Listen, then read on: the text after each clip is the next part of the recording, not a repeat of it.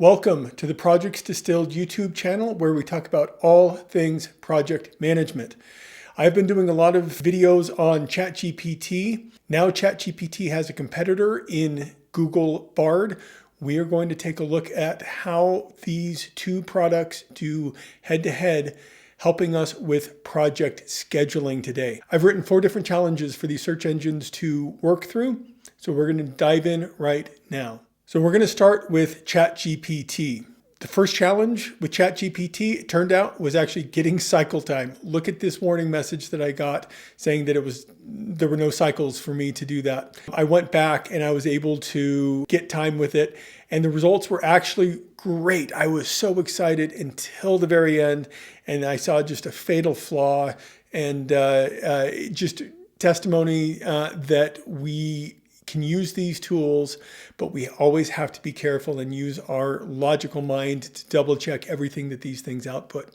So the first challenge I set up was to take a list of 15 tasks that I had created related to a project to migrate users from Microsoft Office to Google Workspace. And these are just 15 high-level tasks. I put them out of order because I want to see if these engines are smart enough to figure that out, and asked it to give me some estimated duration. Let's see how ChatGPT did. So if you look at the output, it just went right through just like a soldier. Hey, here's your estimates. It does have at the bottom warnings that, hey, these are just high-level estimates. You're going to want to check them. I think that's good. You always have to heed that. It knows that it's not an expert. And it doesn't have enough details. When I looked at these, my immediate reaction was, these are not nearly long enough. It's going to take much longer to do this. But then I thought, well, wait a second. I'm thinking in terms of companies that have 5,000 to 10,000 employees. If you have only 50 employees, this schedule might be right for you. So given the fact that it doesn't have any kind of context around number of people impacted by the project, these are fair estimates. I'll bet you I could give it additional information and it would come up with something different. Let's now see how Google Bard did. Google Bard's output is really interesting. So it took my 15 tasks, and somewhere in there it only gave me 14 back. Don't quite know what happened with that. But its estimates are super optimistic. 1 day, 2 days. Doesn't really have a realistic time frame, so I don't trust those. But at the bottom of it, it actually gave us some helpful tips on, okay, this is how you should think about estimating. So if you're new to project management, at least it gives you some pointers to say, hey, we know that these may not be exactly right. Here are some things that you can do to help to make them right. So not bad output from Bard, not as advanced, in my opinion, as ChatGPT. So we're back in ChatGPT. And rather than sitting and adding up all of the days that it put down on the list, I thought, why not have the engine tell me itself how long the duration is? So next question is, how long is the total duration of the project? You can see there it gave me kind of a window of what the estimate would be. Let's see what Google Bard says. So interestingly, Google Bard came back with duration of the project for 25 weeks. 25 weeks is essentially 6 months. 26 weeks is 6 months. So it says it's a 6-month project. But look at the inputs. There is no way that all of those numbers add up to 25 weeks. So somewhere there is something off in the way that it is calculating its numbers. So for the first test, which is add durations to each of these task lists, I have to give it to ChatGPT as our winner. Google put one out, but the ranges were really quite short. Now I want to test both of these intelligence engines and see if it can detect the sequencing problem that I put into my original list. Let's ask ChatGPT what it thinks of my sequencing. Okay, so it came back and it actually added some to the list. So there's now 19 items. And what I like about what it has done is it has given a sequence that does make logical sense. There are still major pieces of scope that we're missing from this. This is not a project to take lightly, but based on those 15 high-level ones that we gave it, it's doing a pretty good job. So ChatGPT has resequenced the list successfully. Let's see what Google Bard does. Bard has come back and said that my sequencing is correct. I don't happen to agree with that assessment. I'm going to give this one on our score sheet. This one also goes to ChatGPT. The next challenge that I've set up for these intelligence engines is to help me identify dependencies among the list of tasks. So let's see how ChatGPT does at listing dependencies. So ChatGPT has given me some bullet points. It's written kind of in a narrative form that this is pre-dependent on this. So it's nice that it has identified some of those dependencies, but it looks like almost everything is dependent on something else. It's not a very nuanced, to me, look at it. It looks almost like it took the sequencing and just kind of vomited back that, this is dependent on this ahead of it. So not terribly sophisticated. Let's see what Bard says. So if we look at Bard's response, it gave us a really good explanation of what dependencies are, what types of dependencies there are there, but did nothing to identify the dependencies specific to our project plan. So I'm going to go back and re-ask Bard what it thinks. So Bard has identified them now specific to the list. I did feed back that original list to it just to make sure that it got it right this time. And by doing that, it did identify dependencies. Kind of like ChatGPT, I'm not sure that either of them did a great job.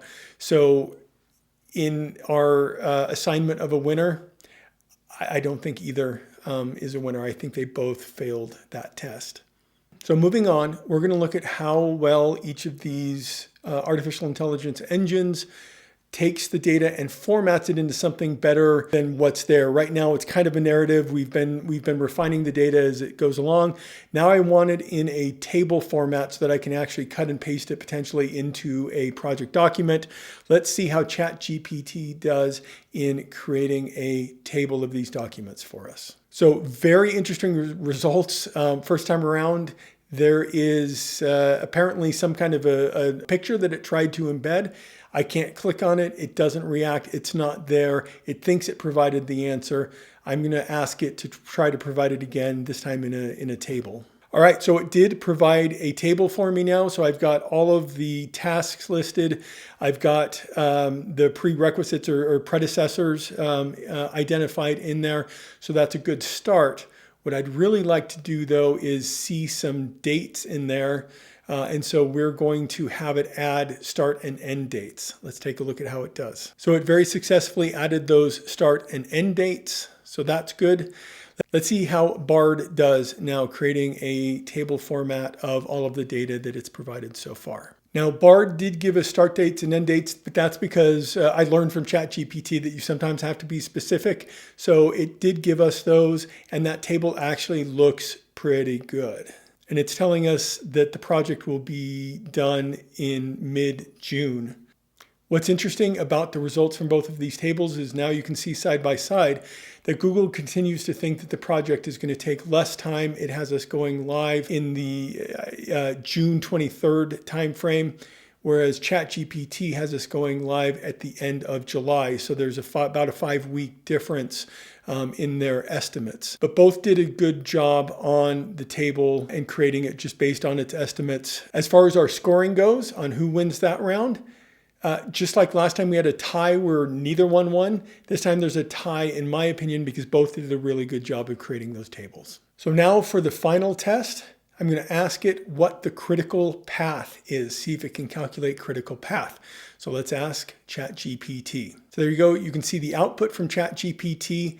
Really not especially useful. It's just kind of vomited out all of the information in a sequence. That's not how human brains really process it. So I'm going to ask it to put that into a table format, to add a cell across each one and identify whether or not it is each row is a part of the critical path. Let's see what it does. So ChatGPT did a good job of adding that cell. It's very clear. It is just so easy, and it's kind of fun to restructure the data and just ask it to continue to refine. I love that. It is so easy. I can't tell you how many hours I've poured over Excel and other formats myself just to make things right. Just asking for it and having it show up is fantastic. I don't love the data that it provided. It has everything as critical path except for the very end after go live as not critical path. I don't think that that's really I don't think it's identified critical path the way that a real project manager would. Let's see if Bard does any better. So Bard has resorted to teaching mode with this. It is really just kind of giving us a definition of critical path. I'm going to try to redirect it, see if I can get what I want from it. So my next attempt, I asked it to look at the table and tell me what's critical path. It identified just a few things, so that's good. It's not being as heavy-handed with, oh, this is critical path that ChatGPT was. But I was hoping that it would regenerate the table. So now I'm going to specifically ask it to regenerate the table by calling out the critical path items. Let's take a look at that result. All right, so Bard has given us the table. It took it a little while to generate, but it's added a critical path column. And look, it's been very selective about what it considers to be critical path. So I think it's done a little better job than ChatGPT parsing what critical path means. So when we look at our final test, who is the winner? To me, Google Bard did a better job of that. One more test that I did on Bard is to see if it included weekends in its table and ask it to exclude those. Let's see if that makes any difference on the project schedule. So interestingly enough, it says that it did include weekends. It's recalculated it, but it essentially has it going live at about the same time. So it's saying that, working over the weekends is not impacting the go live. Not sure I love that. Not sure I trust that. Let's go back to ChatGPT and just see what it thinks. So remember when we put in the critical path in the ChatGPT results, I just discovered something that is alarming to me. I had asked it to remove weekends from the work, and it did. But by taking out weekend work, it should push the schedule out to, the go live should be farther out. What in fact has happened within ChatGPT is it has brought the schedule in. Now it's saying it's going to go live at the beginning of June. It had been the end of July. So that makes no logical sense. So I asked it for its explanation as to why it ended. It tells me it's because of the weekend change, which is just doesn't work. That math is wrong. It's backward. I don't understand it. ChatGPT, you were doing really well to this point, but you've kind of failed a really important logic step, in my opinion. So let me bottom line this for you now. You can see the results. ChatGPT was still the winner, but it had that fatal flaw at the end. And Bard consistently had some problems too with not being too aggressive about the dates, not really understanding how much time it would take things. So can you use either of these tools to help you schedule? Yes, as long as it's help. Do not rely on it. You must use a logic test on these things. It's great for formatting if you have to throw something together quickly. If your manager is saying, hey, can you get me a schedule, in an hour? You can use this as a starting place. Don't rely on it yet. In my opinion, both have failed to be helpful for schedules. They can help. Don't rely on them. If you enjoyed this video, please like and subscribe. I intend to bring lots of rich video with all of these new tools that are coming out, so please support the channel if you can. Thank you so much.